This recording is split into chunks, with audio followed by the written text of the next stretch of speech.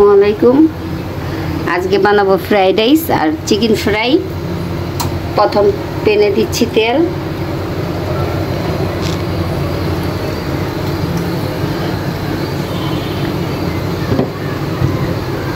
তারপরে দিব কাঁচা মরিচ, পেঁয়াজ, মরিচ একসাথে রেখেছি।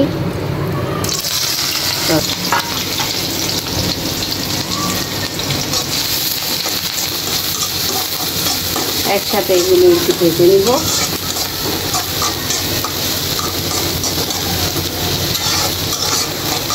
ফ্রাইড রাইসের জন্য সবজিগুলো আমি কেটে নিয়েছি, এই যে এইভাবে।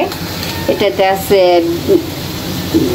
বরবটি আর গাজর আর সিম, এই তিনটা কেটে ধুয়ে রেখেছি। এখন দিব একটু আদা রসুন,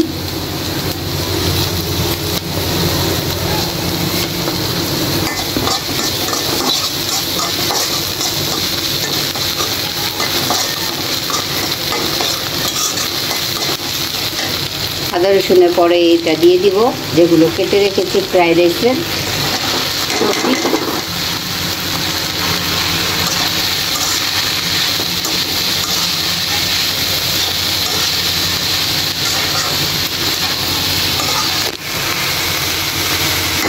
আর এটার ভিতরে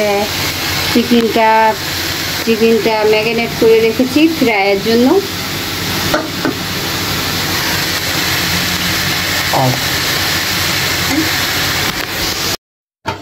এই যে এইভাবে আমি ভাজিটা কমপ্লিট করেছি।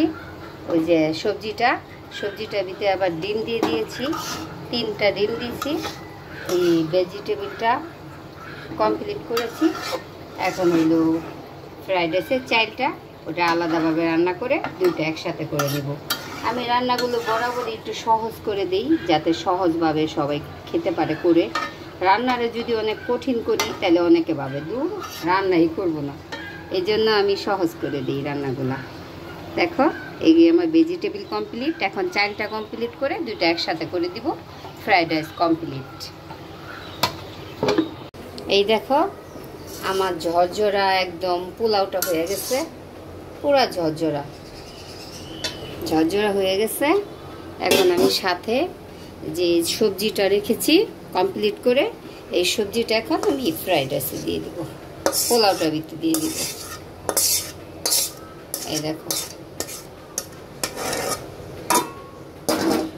এই দেখো ফ্রাইড রাইস। এই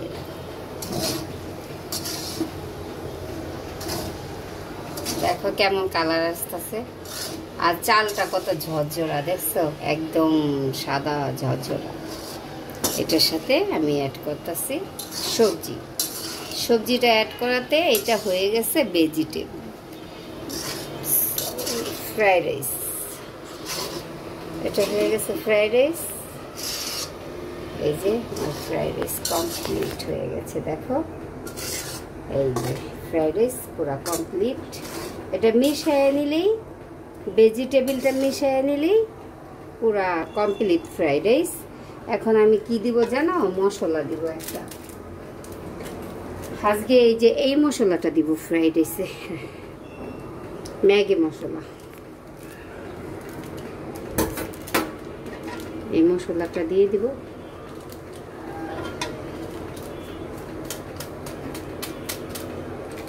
এই দেখো এই মশলাটা অ্যাড করলে একটা আলাদা স্বাদ আসে ফ্রাইড রাইসের। আমার নিজস্ব মশলা তো আছেই, তবে এই মশলাটা একটু অ্যাড করলে ফ্রাইড রাইসটা দেখো কি ঝরঝরা ফ্রাইড রাইসটা আমার একদম কমপ্লিট। এই দেখো এই যে একদম সহজভাবে তোমাদের ফ্রাইড রাইসটা কীভাবে করা যায় ওইটা আমি শিখিয়ে দিলাম। আশা করি ফ্রাইড রাইসটা এভাবে সহজভাবে তৈরি করবা। আর ফ্রাইড রাইস শুনলে অনেকে ভাবে যে অনেক কঠিন রান্না করতে, কিন্তু আসলে কঠিন না, একদম ঝরঝরা ফ্রাইড রাইস। দেখো কত সুন্দর, একদম শর্ট টাইমে হয়ে গেছে। এই যে মাংসগুলো ম্যারিনেট করে রেখেছিলাম, এখন বেসনের একটা তৈরি করে নিয়েছি, বেসনটা গুলিয়ে নিয়েছি, ওটা দিয়ে এখন মুরগিগুলো ফ্রাই করে নেব। এই দেখো এইভাবে একটা ব্যাটার তৈরি করে নিতে হবে বেসন দিয়ে, তাহলে এই ফ্রাইগুলো ভেজে নেব।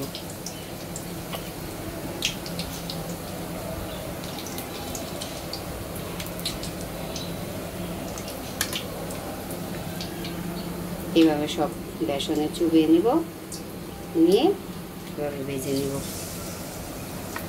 ফ্রাইটা।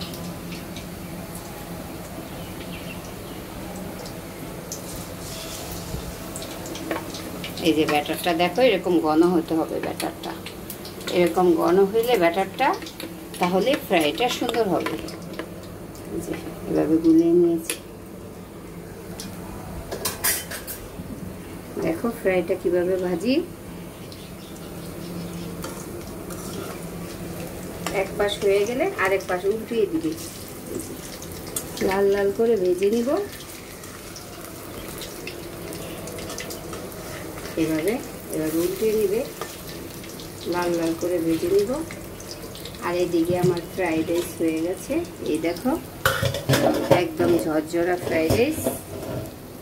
এই দেখো একদম ঝরঝরা ফ্রাইড রাইস হয়ে গেছে। এখন ফ্রাইটা ভাজা হয়ে গেলেই দুপুরের খাবার সবাইকে দিয়ে দিব। এভাবে সহজ করে একটা আনকমন খাবার কমপ্লিট করে নেবে। এই দেখো,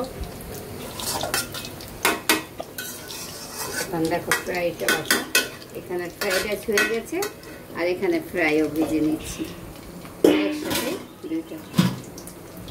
চুলাটা একটু বাড়িয়ে দিতে হবে। ফ্রাইগুলো এভাবে ভেজে নিব, প্রত্যেকটা লাল লাল করে ভেজে নিব, তারপরে তোমাদেরকে বাকি ভিডিওটা দেখাবো।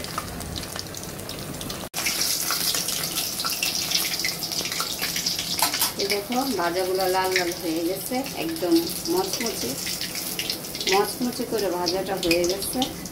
এখন এইভাবে আমি ফ্রাইগুলো তুলে নিব।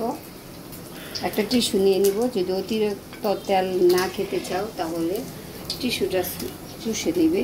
এই যে এভাবে ভেজে নিব সবগুলো।